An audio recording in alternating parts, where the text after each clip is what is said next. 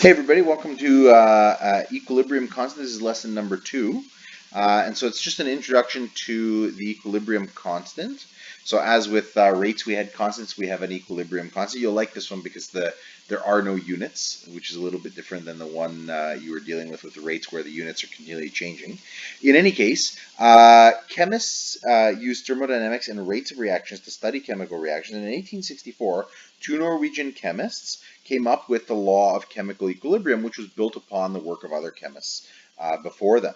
And this law is known as the law of mass action, and it states that at equilibrium, there is a constant ratio between reactants and products in any change, whether that change is physical or chemical.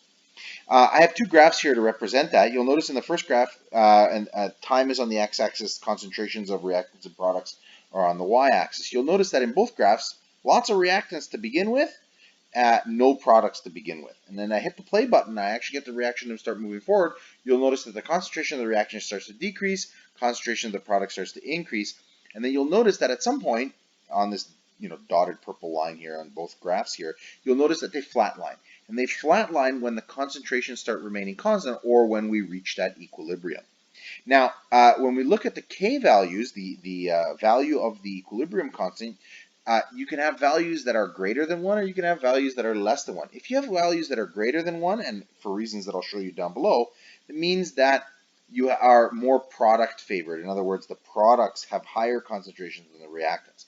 If you're more reactant favored, then your reactants will have higher concentrations than your products. And we're going to get into that in a little bit, so don't worry about it. As I mentioned, when we look at these graphs, we're really looking at the rate. So when the rate of the forward reaction is equal to the rate of the reverse reaction, we reach equilibrium. So let's take a look at this reaction here. So we've got N2O4 turning into two NO2s. Now I'm gonna post a video on the website that shows this reaction, and you guys will see it goes from a lighter color, which is to a darker color, depending on whether you have products or reactants being favored. But when we're at equilibrium, you have to remember that the forward rate is equal to the reverse rate. When I look at this forward rate and reverse rate, I can actually take the rate law expressions for both the forward and the reverse reaction and plug them in. So I know that my rate law is equal to some constant K times the concentration of the reactants raised to their coefficients. Now, if I'm looking at the reverse, then these are the reactants and it's going that way. It's going to the left. And they're raised to their coefficients.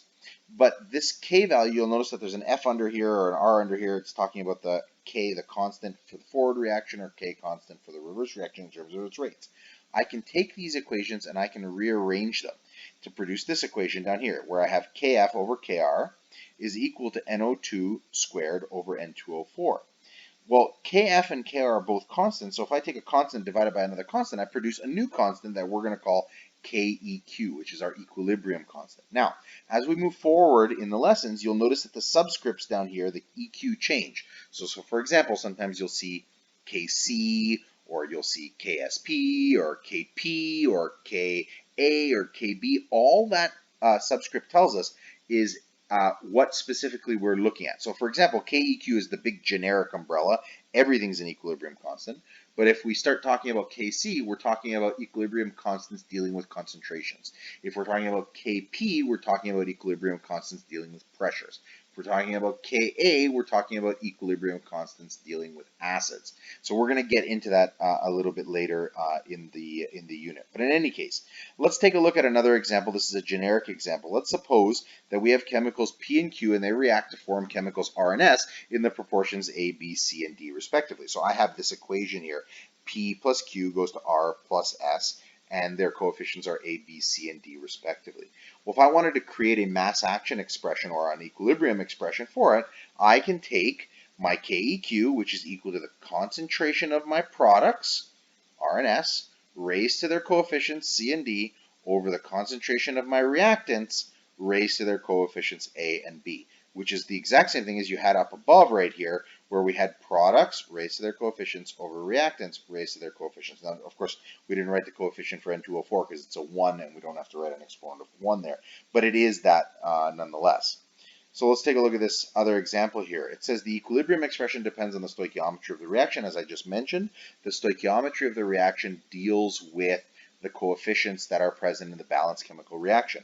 So if I ask somebody to determine the mass action expression or the equilibrium constant expression, I know that KEQ is equal to concentration of products over concentration of the reactants, all raised to their coefficients. So if I look at my products here, my product is HI and I have two of them. So my equilibrium expression for the products is the concentration of HI raised to the power of 2, which we got from the coefficients. You'll notice that H2 and I2 both have coefficients of 1, so when I put H2 and I2 in the denominator, which is the reactants part of the mass action expression, you'll notice that the exponents here are 1s. And then down below it says calculating the equilibrium constant. So we can calculate the equilibrium constant if you know the concentrations of the reactants and products at equilibrium. So here's an example. It says N2 plus 3 Cl2s goes to 2 NCl3s. It says when the reaction reaches equilibrium, the flask was found to contain 0.0070 moles of N2, 0.0022 moles of Cl2, and 0.95 moles of NCl3. It says what is the value of the equilibrium constant. Now you'll notice in this particular question, I did not give you the concentrations. I gave you the number of moles of each of these substances and the volume of the flask. So in this case, our flask is 5 liters. So we have to actually calculate the concentrations, which you guys will recall from grade 11 is using this equation right here, C equals N over V. So I take the number of moles, which is N here at 0.0070, divided by 5 liters. As I mentioned, it's in a 5-liter flask, and I get a concentration of 0.0014 moles per liter, which is a concentration of N2. And similarly, I do that with the other ones at 0.22, and I end up with 0.19 moles per liter for NCl3. Now what you'll notice is that the NCl3 value is much larger than the other two. And so when we substitute these values in, as I've, these three values here, if I substitute them into the equilibrium expression, which is products over reactants raised to their coefficients, I have 2 NCl3s in my equation, raised to the power of 2. I've got 1 N2 in my equation, raised to the power of 1. I've got 3 Cl2s, so it's raised to the power of 3. I can substitute in those values, and when I do that, I get 3 times 10 to the power of 11, which is an enormous number, which means that my equilibrium, if it's such an enormous number, it means that my reaction favors products. Well, why is that the case? I'm going to come up here again. Oops, pardon me, I missed it. Come up right there. You'll notice that this equation is products over reactants. So how can I make this K value really big? Well, you can do it in one of two ways. It's either you've got a huge numerator or you've got really tiny denominators. So we have a big numerator. In this case, it's 0.19. I mean, it's not too big.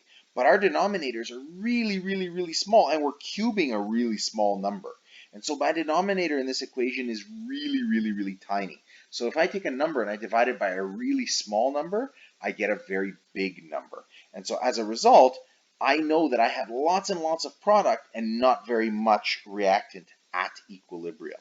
And so we know that if my K value is very big, it lies to the right. And we're going to look at this a little bit more in detail when we look at the reaction quotient lesson. So that's it for this. This is just an easy way. If you're given the equilibrium concentrations, or at least the number of moles and its volume, you can calculate the equilibrium constant, which tells us a little bit about where the equilibrium lies. If you have any questions, email me, guys.